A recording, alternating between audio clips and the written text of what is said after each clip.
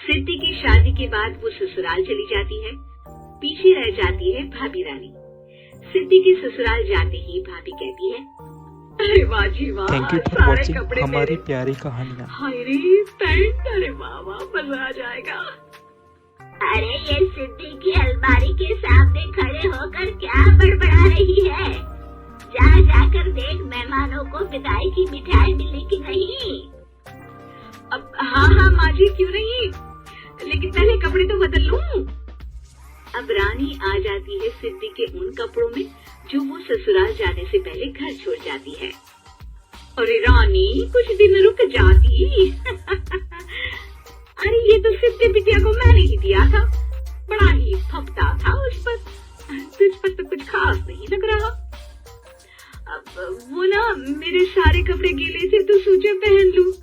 वैसे भी सिद्धि को कौन सा भी पुराने आउटडेटेड कपड़ों को पहनना है। वैसे भी ये सूट तो मैंने तभी पहना था, वैसे खास है भी नहीं ये। हाँ ठीक है, लेकिन ना मेरी सिद्धि पर तो जमता था। सारे मेहमान चले जाते हैं और सिद्धि ससुराल से मायके पहली बार आती है। ओह, अपना घर, अपना कमरा, अपनी अलमारी। ये बोलकर जैसे ही सिद्धि अलमारी खोलती है तो सामने उसके कपड़ों की जगह कुछ और ही रखा होता है। माँ, ओ माँ, जरा कमरे में तो आना। सास और रानी वहाँ पहुँच जाते हैं। रानी ने पहनी होती है सिद्धि की जींस और टी शर्ट। अरे भाभी, ये क्या? ये तो मेरी बड़ी ही महंगी टी शर्ट है, इसे आपने घर में क्यों पहनी है? अरे बहुत मिलती है दीदी की चौक की मार्केट में, 150 में। ओ भाभी प्लीज, ये एरोपोस्टल है, 2000 की एक टी शर्ट। ओह, 2000 में तो दीदी 4 साड़ी आ जाए। अब क्या बोलूं? भाभी, ये मेरी अलमारी में छोटू के कपड़े, तो मेरे कपड़े कहाँ हैं? मेरी अलमारी में? अब दीदी आपको कौन से पुराने कपड़े पहनने थे?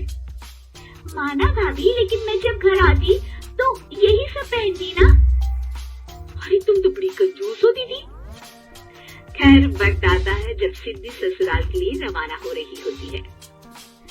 अरे रानी, अंदर से सिद्धि का गिफ्ट ले आ।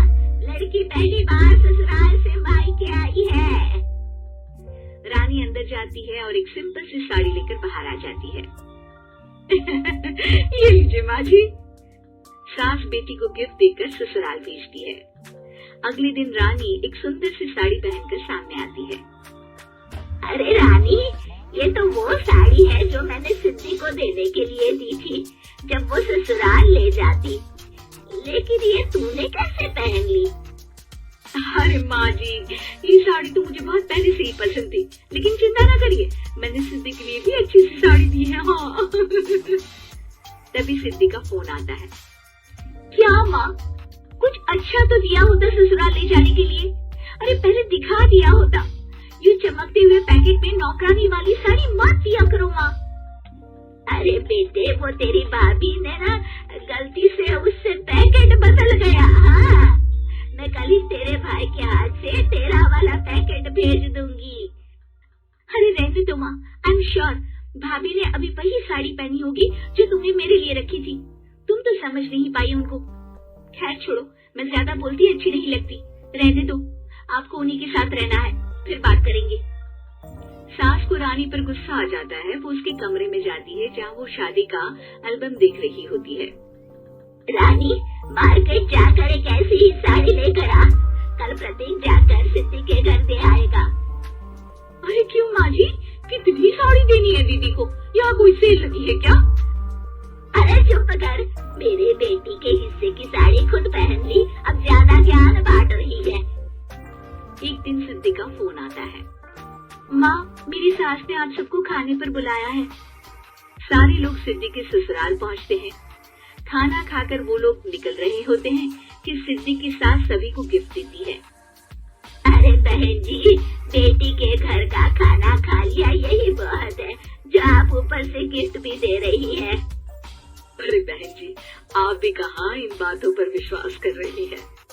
सास सभी को गिफ्ट देती है, लेकिन रानी को जो साड़ी देती है वो अजीब सी हरे रंग की लाल रंग के बड़ी छाप वाली होती है। अरे छी, ये कौन पहनेगा? सासू माँ को तो जरी वाली इतनी सुंदर और मेरे लिए ये नौकरानी वाली। अरे भाभी, दरअसल मैं जब भी घर आती थी आप वापसी में ऐसी ही साड़ी देती थी ना, तो माँ ने सोचा कि आपको आपकी पसंद की ही साड़ी क्यों ना दी जाए।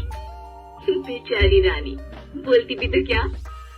सिद्धि और सास रानी का चेहरा देखकर हंसने लगती है, तो रानी समझ जाती है कि अपने ही बिछाए जाल में वो फंस चुकी है।